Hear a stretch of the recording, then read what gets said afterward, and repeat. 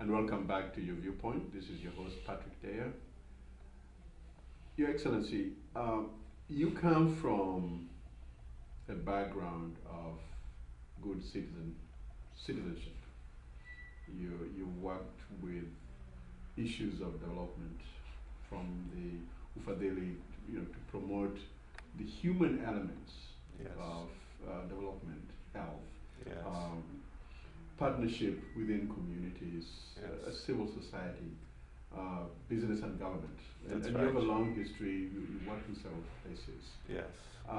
These are core issues that um, there is a need, people talk about there's a need for recognizing the value of the same thing that you've done before, especially in a country where there seems to be so much difference in social setting. How does the government plan to look at these issues from a very aggressive manner? Thank you. You're right.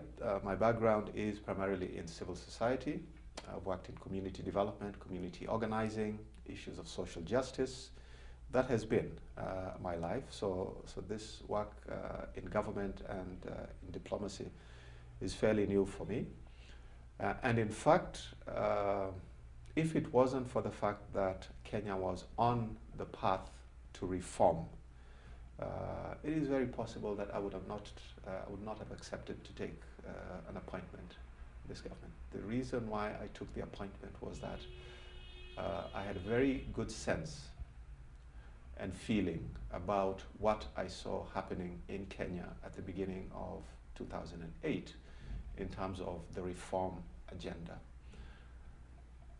And in fact, my very appointment is an indication of it, that the government is able to hire people on the basis of not the usual business as usual, but looking at people, looking at the qualifications that they have. And when I asked, when I was appointed, why I was being appointed, I said, because you have been doing community development work in Kenya and you know Kenya well. And that's what we want you to do, is to go and represent Kenya. And so that's an indication. And if you look at the manner in which appointments are now being made in the government, in senior level, key positions in the government, that will confirm the same. People are now hired on a very competitive basis. And that's, I guess, the blessing in disguise in having this coalition government, because you have two parties who are checking on each other. And the two principals, if and when an appointment has to be made, the two have to agree. And all of them want to make sure that whoever they put forward, whoever is brought forward, is a person of substance, a person who has the qualifications that are needed to take on the job at hand. So I'm seeing a lot of positive things. I'm seeing more and more, even within the civil service. The civil service is being professionalized. We have a code of ethics in the civil service now. In every public office that you go to, there is a service charter that states very clearly what is expected of public servants. We are seeing people in the private sector moving from the private sector and moving into government. Again, bringing in this new blood. We are seeing people from civil society, such as myself, moving out of their sector and coming into government. So this is all good, I believe, for the government. It is changing the way that the government thinks. It is changing the way the government behaves.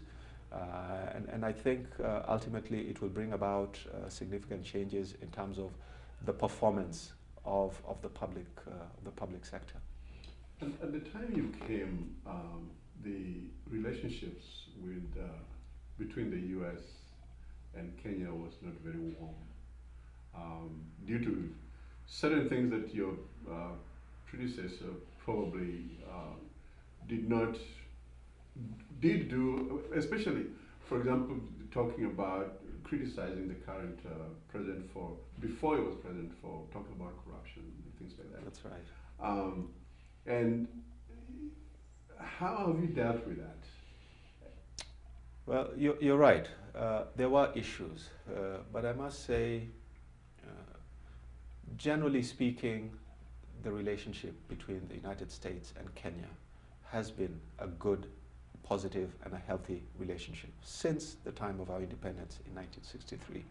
There's absolutely no question about that. But as with any relationship, there are moments of difficulty, there are moments of tension. And I think that's what you are referring to. Even as we speak now, there have been some tensions between Kenya and the United States because the United States ambassador in Nairobi, Ambassador Ranneberger, has been under a lot of attack recently for what some constituents in Kenya see as excessive involvement with internal affairs of Kenya. This is to be expected, but I think the bottom line is that our relationship has generally been good. Yes, there have been tensions, but for me, I couldn't imagine a better time to be an ambassador in the United States.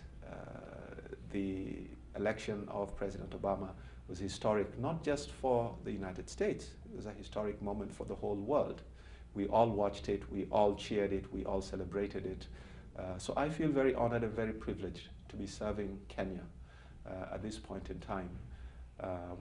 And my agenda is to make sure that the relationship between the United States and Kenya is as good as it has ever been, and better in the time that I will be here. And I sense a lot of goodwill on the part of the American government and the American people so far.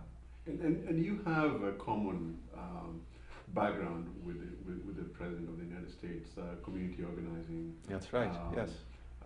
You know, development, the grassroots. That's right. You know, things that deal with the the table issues. Yes. Around the table issues. Yes. One of the things that you've said is that you will make sure that you take the President Obama home. Yes. How important is that, and why is it important? Well, that's a good point. That's a good question. Those were not exactly my words. That is how it was quoted in the media. Okay. The new envoy has vowed to take President Obama home. Those are not my words. The context within which that was raised was that President Obama had been interviewed by a Kenyan journalist sometime early last year. And in that interview, the journalist had asked President Obama if he had plans to come and visit Kenya. And the president responded in the affirmative and said, yes, he very much was intending to come. And so it was within that context that the question was asked of me. Mm-hmm. And my response was, a visit by President Obama to Kenya is not only important for Kenya, it's important for Africa as a continent as well. And it would be a very important visit for many reasons, because the visit by any head of state to another country usually signifies the relationship, the level of relationship between any two countries. So a visit to Kenya by President Obama will send the right signals, for example, to the American public, to the American private sector and investors, whom we want to encourage to come and invest in Kenya, because Kenya is ready for investment. Kenya is a good place, probably one of the best places and the best opportunities for any investor. And therefore, it will be an important moment for Kenyans. It will be an important moment for Africa, if and when President Obama does it. And I very much do hope that he will be able to visit during this time Kenya. And with that, we will be right back. This is your viewpoint. We'll be right back.